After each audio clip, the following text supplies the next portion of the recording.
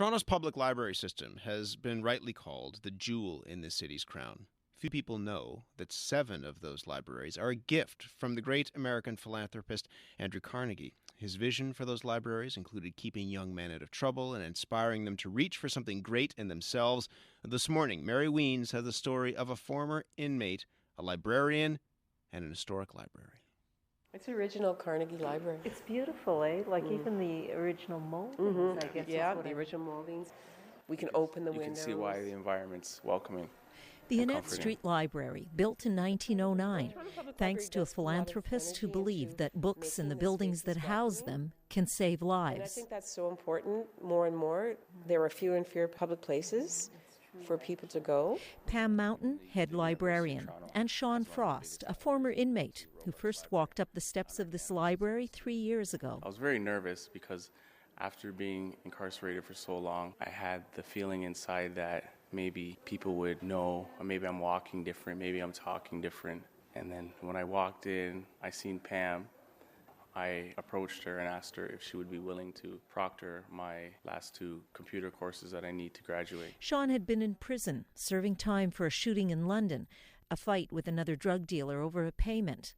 At the time, Sean was only weeks away from college and a new beginning. I was sitting in a cell, like the moment that I was arrested, because that summer I was accepted to start school in September, and I was arrested in July. I was so close to leaving the lifestyle and leaving that area and moving to Toronto. It's almost like if you fast forward 10 years, I did it, I'm here now, and I'm away from the bad environment and the bad associations that I used to have, and I'm here now. Sean's story was the classic tale of a good kid growing up in a rough neighborhood without a father. In his teens, Sean began dealing drugs, carrying a gun to protect his turf. No surprise that it led to jail instead of college. Although even in jail, Sean discovered a library and a second chance at his future. It was nothing like, you mean in Kingston? Yeah, right. It was nothing like the library at Annette Street. But a lot of people, including myself, used the library inside as a safe haven too, where we would write our exams there.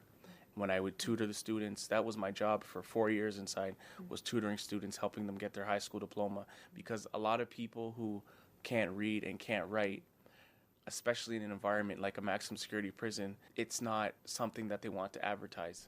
After 7 years, Sean was sent to the Keele Community Correctional Centre in Toronto on parole.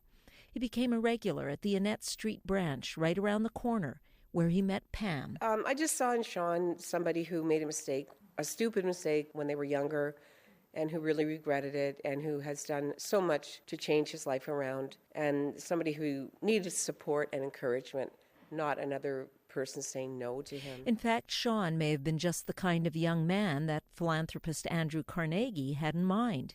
Here's some of what Carnegie said in a brief speech at Old City Hall when he came to the young city in 1906 to bestow his gift of libraries. I want the branch libraries to be near the people.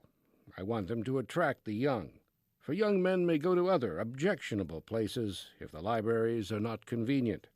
The buildings should look quiet, dignified, and classic, but not mere architectural structures.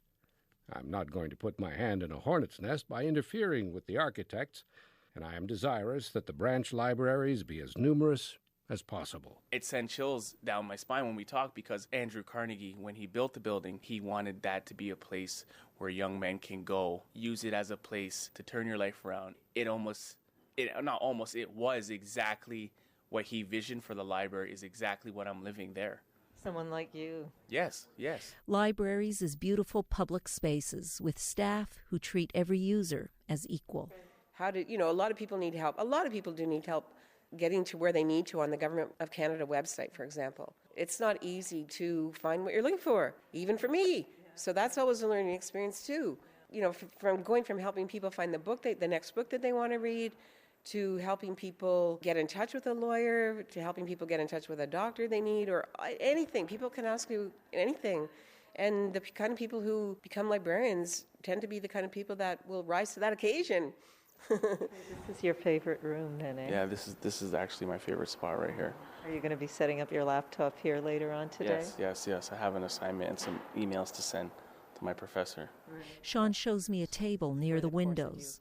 The space alone, the architect is beautiful. It's the tall pillars, the moldings, the windows, and the lighting that comes in. It's all natural light. They're amazing. And Can you feel the breeze in there? yes, and that's where I've chose to work since I started going to the library. So it was almost like I was saying I was drawn into it. The library now is a part of me, not just a place where I go.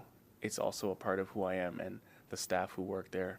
I know them all on the first name basis. I talk to them all if I have any life problems, Pam especially. I couldn't ask for a better place to do my schoolwork and a better place to turn my life around. Most of the Carnegie buildings are still public libraries today, the backbone of the Toronto Public Library system. Later this spring, the 100th branch of that system will open. Some of the most beloved public spaces, whether it's to read and borrow a book or to rebuild a life.